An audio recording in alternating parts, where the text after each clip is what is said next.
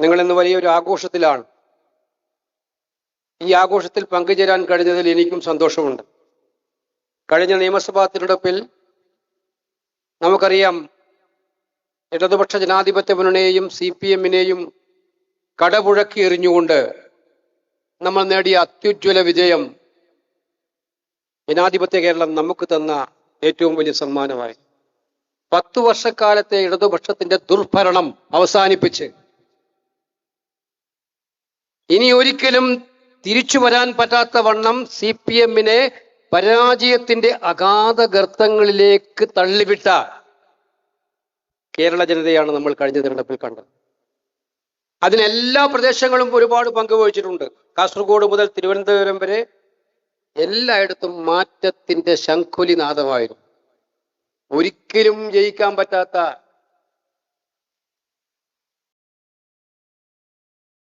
ജീവിച്ചിരിക്കാത്ത പലരും വന്ന് വോട്ട് ചെയ്തുകൊണ്ടിരിക്കുന്ന പയ്യന്നൂരും തളിപ്പറമ്പും അടക്കം ഇപ്രാവശ്യം ഐക്യ ജനാധിപത്യ മുന്നണി വിജയിക്കുന്നത് നമ്മൾ കണ്ടു. അപ്പൊ ആ വലിയ വിജയത്തിന്റെ ആവേശത്തിൽ മലപ്പുറത്തിലേക്ക് വരുമ്പോൾ UDF-ന് എല്ലാ സീറ്റുകളിലും വിജയിക്കാൻ കഴിഞ്ഞു. അതിൽ കോൺഗ്രസിന്റെ 4 ചുണക്കുട്ടന്മാരെ, ആ UDF-ന്റെ വിജയത്തിൽ കോൺഗ്രസിന് 4 ചുണക്കുട്ടന്മാരെ ഇവിടെ നിന്നും വിജയിപ്പിക്കാൻ കഴിഞ്ഞു എന്നുള്ളത് വലിയ സന്തോഷത്തോടെ ആവേശത്തോടെ നമ്മൾ കാണുകയാണ്.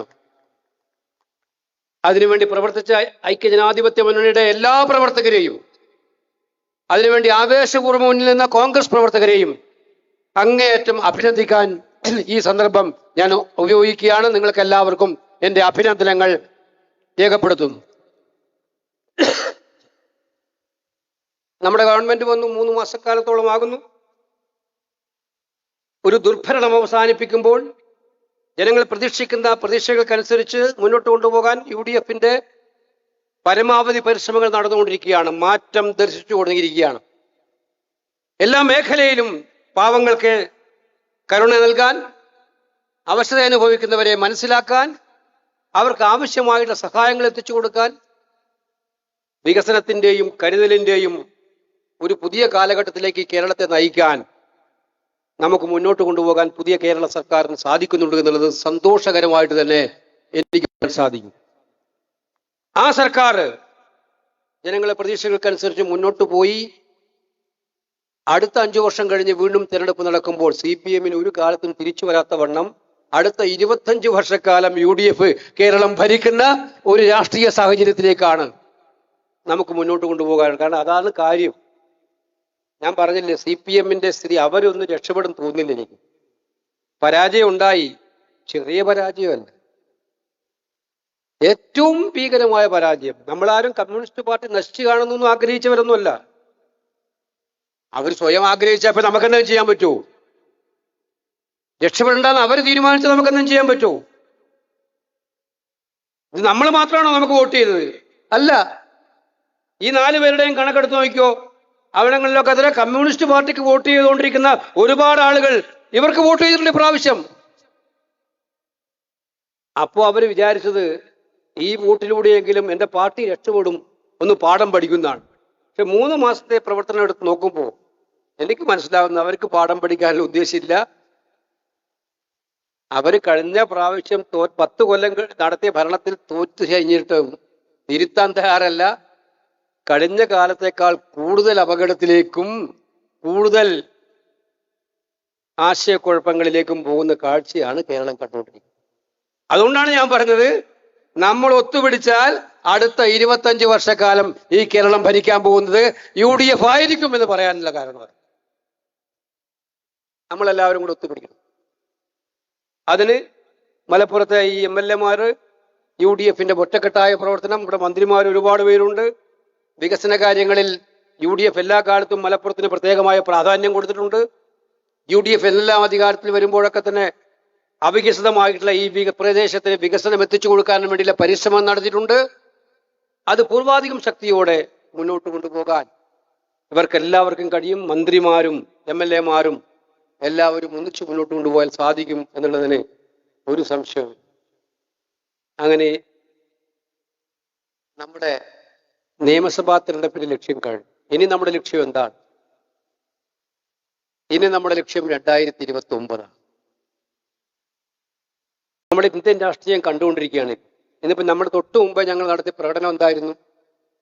ഇന്ത്യയിലെ മുഴുവൻ ജില്ലാ കേന്ദ്രങ്ങളിലും ഇന്ന് ഇതുപോലുള്ള പ്രകടനം നടക്കുന്നു. 3 ദിവസം മുൻപാണ്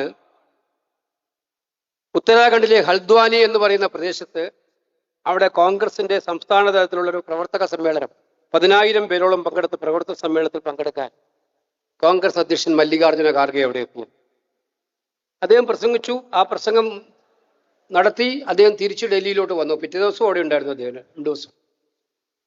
അദ്ദേഹം പ്രസംഗിച്ച അതേ വേദിയിൽ പിറ്റേ ദിവസം സംഘപരിവാറിന്റെ ആളുകൾ ചെന്ന് ശുദ്ധീകരണം നടത്തി.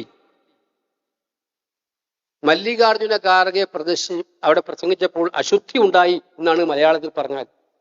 മല്ലികാർജുന ഖാർഗെ പ്രസംഗിച്ചപ്പോൾ അശുദ്ധി ഉണ്ടായി ഹർദ്വാനിൽ. അതുകൊണ്ട് ശുദ്ധീകരിക്കുകയാണ് ഞങ്ങൾ എന്ന് പറഞ്ഞിട്ടാണ് അവിടെ ശുദ്ധീകരണ പ്രക്രിയ നടത്തിയത്. ആരാണ്? സംഘപരിവാർ. അത്ഭുതപ്പെടേണ്ട നിങ്ങൾ. ഇവരുടെ DNA അതാണ്. മനുവാദം ഈ രാജ്യത്തുണ്ടാക്കിയെടുത്തുകൊണ്ട് നമ്മുടെ ഭരണഘടനയല്ല അവരുടെ ഭരണഘടന. മനുവിന്റെ ഭരണഘടനയാണ് BJPയുടെ ഭരണഘടന. അതാണല്ലോ രാജ്യത്തെ ജനങ്ങളെ ഭിന്നിപ്പിക്കാൻ വേണ്ടി, ജാതിയുടെ പേര് പറഞ്ഞ്, മതത്തിന്റെ പേര് പറഞ്ഞ് ഭിന്നിപ്പിക്കാൻ വേണ്ടി പരിശ്രമം. ഇവിടെ മല്ലികാർജുന ഖാർഗെ കോൺഗ്രസ് അധ്യക്ഷനാണ്, രാജ്യസഭയിലെ പ്രതിപക്ഷ നേതാവാണ്. 11 തവണ, 1ഉം 2ഉം തവണയല്ല, 11 തവണയാണ് നിയമസഭയിലേക്കും ലോക്സഭയിലേക്കും രാജ്യസഭയിലേക്കും അദ്ദേഹം തിരഞ്ഞെടുക്കപ്പെട്ടത്. വെറുതെ തിരഞ്ഞെടുക്കപ്പെട്ട ജനങ്ങൾ അംഗീകരിച്ചതാണ്. അദ്ദേഹം ജനിച്ചു വളർന്നപ്പോൾ തന്നെ, ജനിച്ചു വീണപ്പോൾ തന്നെ ഏറ്റവും വലിയ എതിർപ്പ് നേരിട്ട് കൊണ്ടുവന്ന നേതാവാണ്. അദ്ദേഹത്തിന്റെ വീടടക്കം തീവച്ച് നശിപ്പിച്ചിരുന്നു അന്ന്. അദ്ദേഹത്തിന്റെ ബന്ധുക്കളെല്ലാം മരിച്ചുപോയി. ആകെ അച്ഛൻ മാത്രം ബാക്കിയായി, ഇദ്ദേഹവും ബാക്കിയായി. സഹോദരിമാരും അമ്മയോടൊക്കെ ഇല്ലാതായി. ആ കോൺഗ്രസിന്റെ അധ്യക്ഷനെയാണ് ഇവർ ശുദ്ധീകരണ പ്രക്രിയ നടത്താൻ വേണ്ടി പോയിരിക്കുന്നത്. BJPയുടെയും RSSന്റെയും മനസ്സിൽ ഇപ്പോഴും തികട്ടിക്കിടക്കുന്ന സവർണ ഹൈന്ദവ ഫാസിസം ഉണ്ടല്ലോ. ആ സവർണ ഹൈന്ദവ ഫാസിസത്തിന്റെ തനി സ്വരൂപമാണ് ഉത്തരാഖണ്ഡിൽ കഴിഞ്ഞ ദിവസം കണ്ടത്. ഇതിനെതിരായിട്ട് നമ്മൾ എല്ലായിടത്തും പ്രതിഷേധ പ്രകടനം നടത്തുകയാണ്. ആവശ്യം ഇതിന് ഉത്തരവാദി പ്രധാനമന്ത്രി നരേന്ദ്രമോദിയാണ്. കാരണം മോഡിയാണ് ഈ രാജ്യത്ത് ജാതി വിവേചനത്തിന് നേതൃത്വം കൊടുത്തത്. താഴ്ന്ന ജാതിക്കാരനും ഉയർന്ന ജാതിക്കാരനും എന്ന് പറഞ്ഞ് ജനങ്ങളെ ഭിന്നിപ്പിച്ചത് മോഡിയാണ്. ഹിന്ദുവെന്നും മുസൽമാനെന്നും പറഞ്ഞ് ജനങ്ങളെ ഭിന്നിപ്പിച്ചത് മോഡിയാണ്. മുന്തായം വളഞ്ഞാൽ 64 വളയും നമ്മൾ പറയാറില്ലേ? അതുകൊണ്ട് അങ്ങനെ വളഞ്ഞതാണ് അവരുടെ അനുയായികൾ ഇത്രയും ഹീനമായ പ്രവൃത്തി ചെയ്യാൻ കാരണമായത്. അതുകൊണ്ട് ഈ കാര്യത്തിൽ പരസ്യമായി രാജ്യത്തോട് മാപ്പ് പറയാൻ നരേന്ദ്രമോദിക്ക് ഉളുപ്പ് വല്ലതും ബാക്കിയുണ്ടെങ്കിൽ അത് പറയാൻ തയ്യാറാകണമെന്നാണ് നമുക്ക് ആവശ്യപ്പെടാനുള്ളത്. അതിനു വേണ്ടിയിട്ടാണ് ഇന്ന് എല്ലായിടത്തും ജാഥ നടത്തിയത്. ഇത് ഒറ്റപ്പെട്ട സംഭവമല്ല സുഹൃത്തുക്കളെ. കഴിഞ്ഞ 19 ദിവസമായിട്ട് പാർലമെന്റ് നടക്കുകയാണ്. കഴിഞ്ഞ 20 തുടങ്ങിയതാണ്, ഇന്നലെയാണ് അവസാനിച്ചത്. ആ പാർലമെന്റ് സമ്മേളന കാലത്ത് ഒരുപാട് കാര്യങ്ങൾ ഇന്ത്യ കണ്ടു. എന്തായിരുന്നു പാർലമെന്റ് വരുമ്പോൾ ചിത്രം? എന്തായിരുന്നു? Delimitation bill. അവർക്ക് ഇഷ്ടമുള്ള പ്രതിപക്ഷമെല്ലാം ചിഹ്ന ഭിന്നമായി DMK മറുപക്ഷത്തേക്ക് പോവും, ശിവസേനയെ പിളർത്തി, മമതയുടെ പാർട്ടിയെ പിളർത്തി, എല്ലാം കൂടി പ്രതിപക്ഷം അലങ്കോലമായിരിക്കും. ഈ പാർലമെന്റിൽ പ്രതിപക്ഷം മുഴുവൻ അലങ്കോലമായിരിക്കും. രാഹുൽ ഗാന്ധി വിചാരിച്ചാൽ ഒന്നും നടക്കാൻ പോകുന്നില്ല. അവിടെയാണ് ജന്തർ മന്ദറിലെ ജൻസി കലാപവും രാജ്യമാകെ ആഞ്ഞടിച്ച വിദ്യാർത്ഥി പ്രക്ഷോഭവും ഒക്കെ നമ്മൾ കണ്ടത്. ആ വിദ്യാർത്ഥി പ്രക്ഷോഭത്തിൽ മുട്ടുമടക്കി നിൽക്കുന്ന കാഴ്ച കാണാൻ നമുക്ക് കഴിഞ്ഞു. പ്രധാനമന്ത്രിയുടെ വീട്ടിന് മുന്നിലേക്ക്, ഇവിടെ പറഞ്ഞതുപോലെ നരേന്ദ്രമോദിയുടെ മൂക്കിന് താഴെ വീട്ടിന്റെ തൊട്ടു മുന്നിൽ ഇന്ന് വരെ ആരും ധൈര്യപ്പെടാത്ത വണ്ണം അവിടെ പോയി ഈ പ്രതിഷേധത്തിന്റെ ജ്വാല ഉച്ചത്തിൽ കൊണ്ടുവരാൻ ശ്രീ രാഹുൽ ഗാന്ധിക്കും കോൺഗ്രസ് MPമാർക്കും കഴിഞ്ഞത് ഈ നാട് ആവേശപൂർവ്വമാണ് നോക്കിക്കണ്ടത്. ഓരോ നാട്ടിലെ കോൺഗ്രസ്സുകാരും മാത്രമല്ല, നാട്ടിലെ ജനങ്ങൾ, വിദ്യാർത്ഥികൾ ആവേശപൂർവ്വം നോക്കിക്കൊണ്ട് ഒരു പ്രതിപക്ഷ നേതാവിനെ വലിച്ചിഴച്ചു കൊണ്ടുപോകുന്ന കാഴ്ച നമ്മൾ കണ്ടില്ലേ? ഞങ്ങൾ ഒരു ചോദ്യം ചോദിച്ചുള്ളൂ. പാർലമെന്റിൽ 3 ചോദ്യങ്ങളാണ് ചോദിച്ചത്.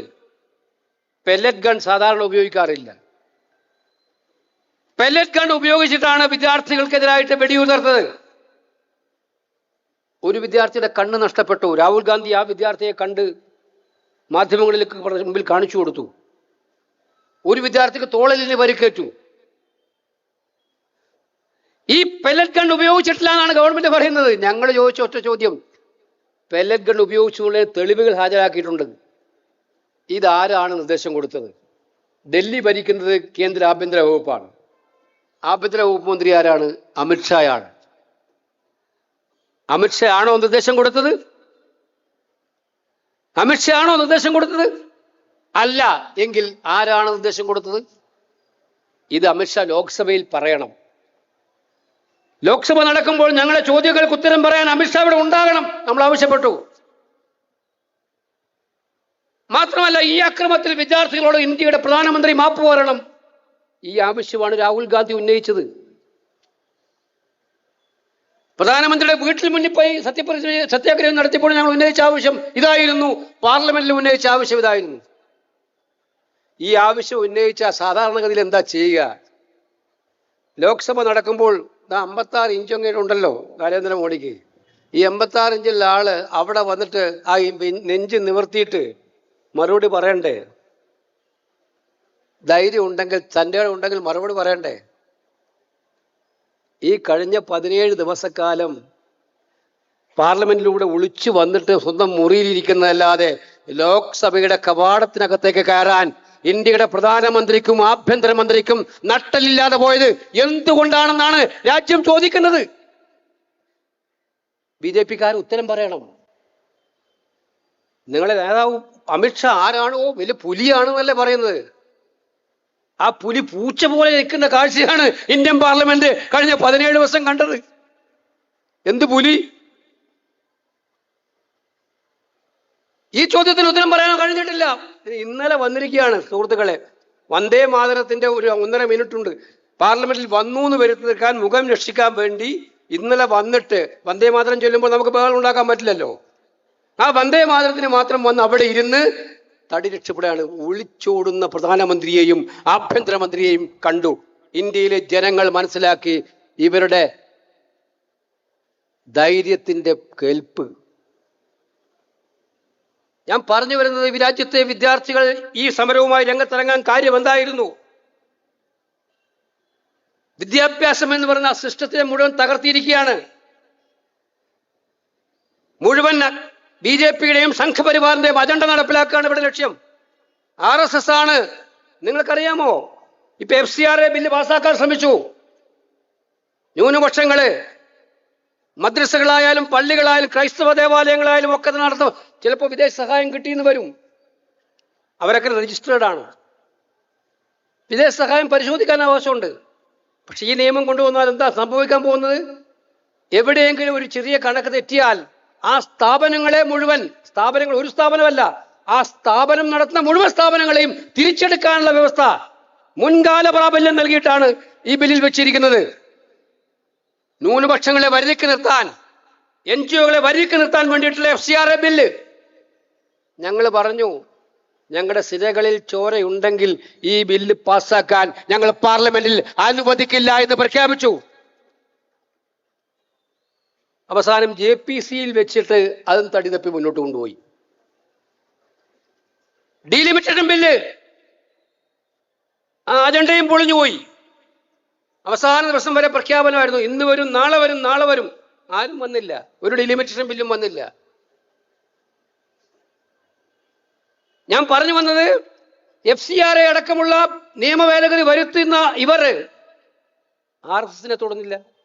നിങ്ങളറിയാമോ, സൈനിക സ്കൂൾ പോലും RSS നടത്തുന്ന സ്ഥലങ്ങളുണ്ട് ഉത്തരേന്ത്യയിൽ. മധ്യപ്രദേശിലായാലും UP-യിലായാലും പ്രധാനപ്പെട്ട എല്ലാ സ്കൂളും നടത്തുന്നത് ആരാ? RSS-ആ.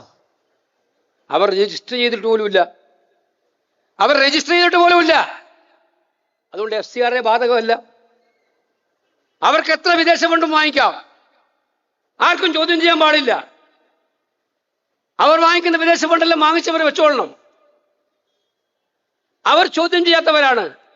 Free for all.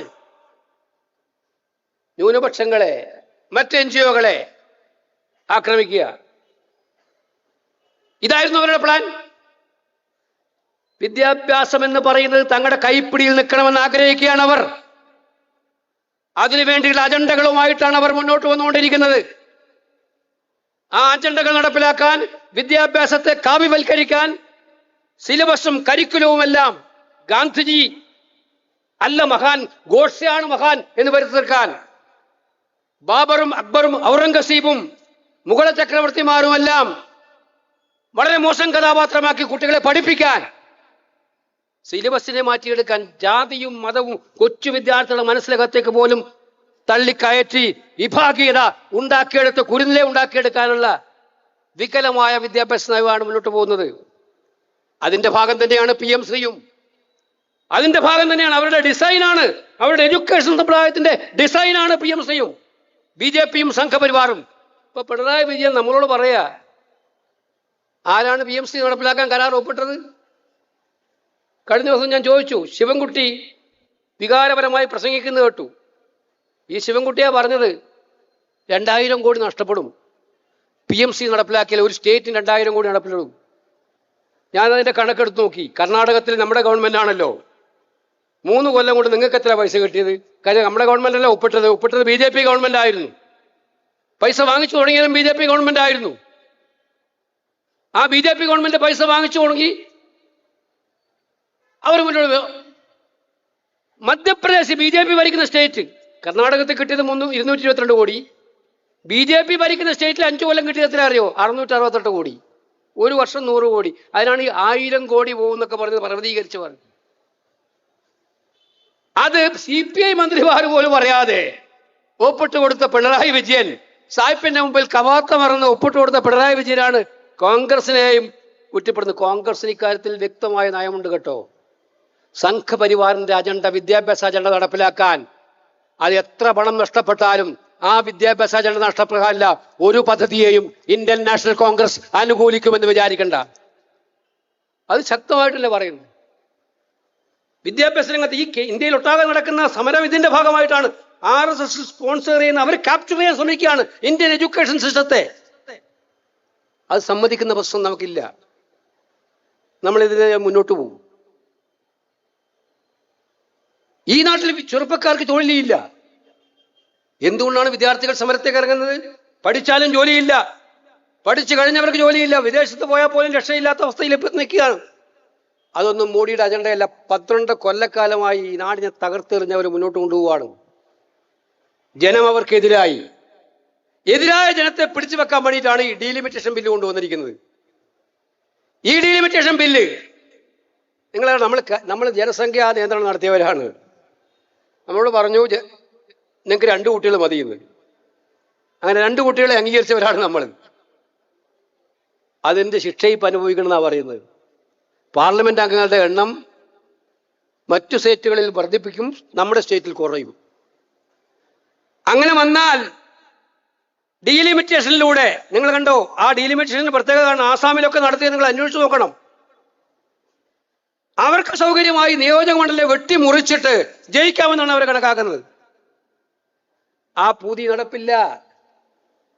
കേരളത്തിൽ ഇതുപോലെ ഡീലിമിറ്റേഷൻ നടപ്പാക്കിയിട്ടാണ് CPM വിചാരിച്ചത് ഏത് സാഹചര്യത്തിലും 55 സീറ്റ് ഞങ്ങൾ ജയിക്കുമെന്ന്. ഇലക്ഷൻ റിസൾട്ട് വന്നു കഴിഞ്ഞപ്പോൾ ആ 55 സീറ്റല്ല അറബിക്കടലിൽ പോകുന്ന കാഴ്ചയാണ് നമ്മൾ കണ്ടത്. അതുകൊണ്ട് ഡീലിമിറ്റേഷൻ കൊണ്ട് ജയിക്കാനുള്ള പൂതിയൊന്നും നിങ്ങൾക്ക് വേണ്ട. ജനം എതിരായാൽ ഏത് ഡീലിമിറ്റേഷനും നിങ്ങളെ സഹായിക്കാൻ പറ്റില്ല എന്നുള്ള ഒരുപാട് ഉദാഹരണങ്ങൾ നാട്ടിലുണ്ട്.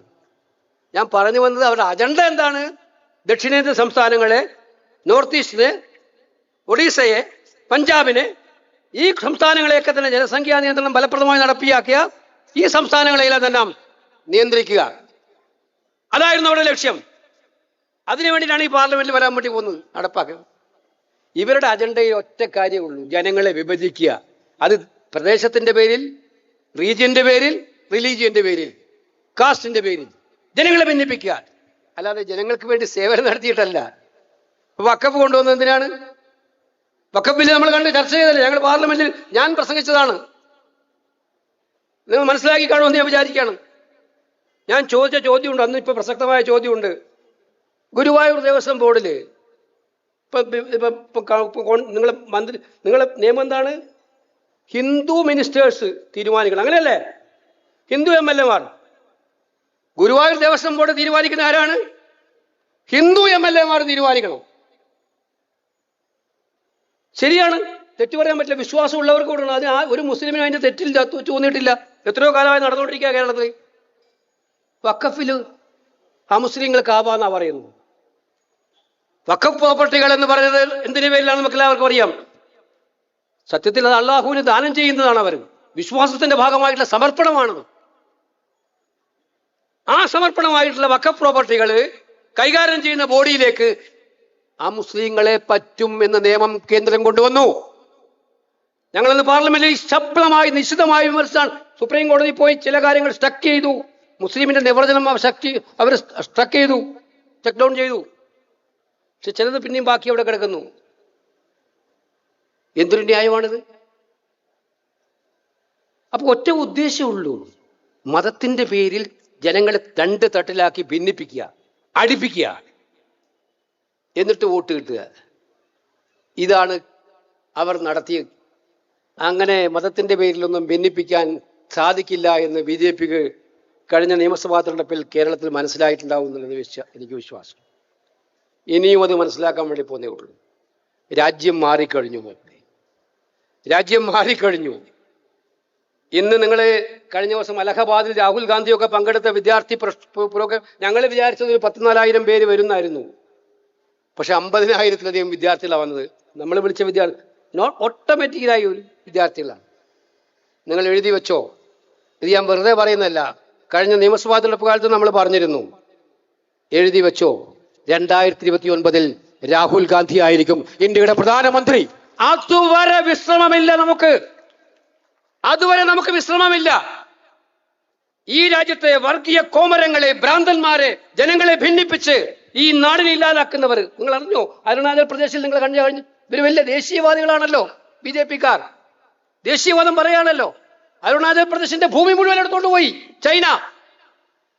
നമ്മുടെ സ്വന്തം നാടിന്റെ, ഇന്ത്യ രാജ്യത്തിന്റെ ഭൂമി ചൈന എടുത്തോണ്ട് പോയി. മോഡി ഒരു അക്ഷരം മിണ്ടുന്നില്ല. ട്രംപിനെ പേടിച്ചിട്ട് കവാത്ത് മറന്നുകൊണ്ടിരിക്കുകയാണ്. അമേരിക്കയെ പേടിച്ചിട്ട്. സ്വന്തം സുഹൃത്തായ അഡാനിയുടെ കേസ് അവിടെ പിൻവലിപ്പിക്കാൻ വേണ്ടി ട്രംപിന്റെ കാൽക്കൽ വീഴുന്ന മോഡിയാണ് ഇന്ത്യ കാണുന്നത്. എന്നോടിപ്പം പത്രക്കാർ ചോദിച്ചു, രാഹുൽ ഗാന്ധി ഇന്നലെ കളിയാക്കിയല്ലോ മോഡിയെ ആലിംഗനം ചെയ്യുന്നത്. രാഹുൽ ഗാന്ധി ആലിംഗനം ചെയ്യുന്നത് കളിയാക്കിയെന്നാണ്. ഇന്ത്യയുടെ വിദേശ നയം അടിയറ വെക്കുന്ന ഇന്ത്യൻ പ്രധാനമന്ത്രിയെ കുറിച്ചാണ് രാഹുൽ ഗാന്ധി പറഞ്ഞത്. അത് ഇനിയും ഉച്ചത്തിൽ പറയും, പറഞ്ഞുകൊണ്ടേയിരിക്കും. നിങ്ങൾ എത്ര കളിയാക്കാൻ ശ്രമിച്ചാലും എത്ര എതിർത്താലും നട്ടലോടെ, ധൈര്യത്തോടെ നരേന്ദ്രമോദിയുടെ മുഖത്ത് നോക്കി, നരേന്ദ്രമോദി നിങ്ങൾ കള്ളനാണെന്ന് പറയാനുള്ള ആർജവമുള്ള ഒരേ ഒരു നേതാവേ ഇന്ത്യ രാജ്യത്തുള്ളൂ, അത് ശ്രീ രാഹുൽ ഗാന്ധിയാണ് എന്നുള്ള കാര്യം അഭിമാനപൂർവ്വം നിങ്ങൾ പറയുന്നതുകൊണ്ട് ഞാൻ പറയാൻ ആഗ്രഹിക്കുന്നു. 29 വരെ നമുക്ക് വിശ്രമമില്ല. നിങ്ങൾ ആലസ്യത്തിലൊന്നും നിൽക്കണ്ട. അസംബ്ലി ഇലക്ഷൻ ജയിച്ചു, 103 സീറ്റ് കിട്ടി, ഗവൺമെന്റ് ഉണ്ട്, മന്ത്രിമാരുണ്ട്, അതൊക്കെ ആവശ്യം തന്നെ, അതൊക്കെ നന്നായിട്ട് നടക്കട്ടെ. പക്ഷെ നമ്മുടെ ലക്ഷ്യം 2029 2029 ഈ ഇന്ത്യ രാജ്യത്ത് വീണ്ടും ഇന്ത്യ മുന്നണിയുടെ ഭരണ സംവിധാനം ഉണ്ടാക്കാൻ, രാഹുൽ ഗാന്ധിയെ പ്രധാനമന്ത്രിയാക്കാൻ, അതിനുവേണ്ടിയുള്ള പോരാട്ടത്തിൽ ഉജ്ജ്വലമായി പങ്കെടുക്കാൻ ആവേശഭരിതമായി നിങ്ങൾ നിൽക്കണമെന്ന് വിനയപൂർവ്വം ഞാൻ അഭ്യർത്ഥിക്കുകയാണ്. അതിനുള്ള ഒരു തയ്യാറെടുപ്പായി വരും ദിവസങ്ങളിലെ പാർട്ടി പരിപാടികൾ മാറ്റിയെടുക്കുക. എല്ലായിടത്തും അതിനുവേണ്ടിയുള്ള പരിപാടികളുമായി മുന്നോട്ട് പോവുക. ഇവിടെ ഈ മലപ്പുറത്തെ ഉജ്ജ്വല വിജയം നേടിയ ആളുകളെ എല്ലാം ഞാൻ അഭിനന്ദിക്കുന്നു. ഞാൻ ജോയിയുടെ കാര്യം ഞാൻ പ്രത്യേകിച്ച് എടുത്ത് പറഞ്ഞു. ചിലരെല്ലാം ചോദിച്ചു, തവനൂർ പോയ ജോയിക്ക് നിൽക്കാൻ പറ്റുന്നത് കാരണം എന്താ? ജോയിയുടെ പേര് ജോയി എന്നല്ലേ? തവനൂർ അത് ഫിറ്റ് ആവുമെന്ന് ചോദിച്ചു. ജോയി പറഞ്ഞു ഞാൻ ഫിറ്റ് ആവുന്നു. പാർട്ടി ടിക്കറ്റ് കൊടുത്തു. മുസ്ലിം ലീഗിന്റെയും കൂടെ സഹായത്തോടുകൂടി തന്നെയാണ്. അത് കേരളത്തിന് കൊടുത്ത സന്ദേശം അതാണ്. പണ്ട് AK ആന്റണിയെ തിരുരങ്ങാടിയിൽ നിന്ന് ജയിപ്പിച്ച മണ്ണാണ് ഈ മലപ്പുറത്തിന്റെ മണ്ണ് എന്ന് നമുക്കറിയാം. ഇവിടെ ജാതിയും മതവും പറഞ്ഞ് ജനങ്ങളെ ഭിന്നിപ്പിക്കാൻ വന്നാൽ അതിനപ്പുറം വിശാലമായ ലക്ഷ്യങ്ങളോടൊന്ന് കാണിച്ചു കൊടുത്ത മണ്ണാണ് ഈ മണ്ണ്. എനിക്കതുകൊണ്ടാണ് ജോയിയുടെ വിജയം എന്ന് പറയുന്നത് ഈ ഇന്ത്യ രാജ്യത്തിനുള്ള BJPക്കുള്ളൊരു മെസ്സേജ് കൂടിയാണ്. അത് കൃത്യമായ മെസ്സേജിംഗ് ആണ്. ജാതിയും മതവും പറഞ്ഞ് ജനങ്ങളെ ഭിന്നിപ്പിക്കലല്ല ഈ നാടിന്റെ പ്രതീക്ഷകൾ. അതുകൊണ്ട് ആ വലിയ വിജയത്തിൽ ഞാൻ ജോയിയെയും നൗഷാദിനെയും അതുപോലെ പൊന്നാനി ജയിച്ച നൗഷാദിനെയും അതുപോലെ തന്നെ ഷൗക്കത്തിനെയും അഭിനന്ദിക്കുന്നു. ശ്രീ അനിൽകുമാർ, എനിക്കിപ്പോഴും ഓർമ്മയുണ്ട്, എൻ്റെ കൂടെ യൂത്ത് കോൺഗ്രസിൻ്റെ സംസ്ഥാന ജനറൽ സെക്രട്ടറിയായി പ്രവർത്തിച്ച കാലം. അന്നു മുതൽ ഞങ്ങൾ തമ്മിൽ സൗഹൃദമുണ്ട്. വണ്ടൂർ അദ്ദേഹത്തെ തിരഞ്ഞെടുത്തുകൊണ്ടേയിരിക്കുന്നുണ്ട്. കഴിഞ്ഞ കാലവർഷക്കാലക്കെടുതി പരീക്ഷണ കാലഘട്ടമായിരുന്നു. പക്ഷേ അതൊക്കെ തന്നെ വളരെ വിജയകരമായിട്ട് തരണം ചെയ്തു. മുഖ്യമന്ത്രിയും റവന്യൂ മന്ത്രിയും ഗവൺമെൻറ്റും ഒറ്റക്കെട്ടായി നിന്ന് നമ്മുടെ കഷ്ടപ്പെടുന്ന ജനതയ്ക്ക് വേണ്ടി ഒത്തുനിൽക്കുന്ന കാഴ്ച കേരളം കണ്ടു. ഇവർക്കെല്ലാവർക്കും ഇവരെ ജയിപ്പിക്കാൻ അഹോരാത്രം കഷ്ടപ്പെട്ട ഐക്യജനാധിപത്യ പ്രവർത്തകരായ നിങ്ങൾക്ക് ഓരോരുത്തർക്കും എൻ്റെ അഭിവാദ്യങ്ങൾ അർപ്പിച്ചുകൊണ്ട് ഈ സമ്മേളനം ഉദ്ഘാടനം ചെയ്യുന്നു. നമസ്കാരം. ജയ് ഹിന്ദ്.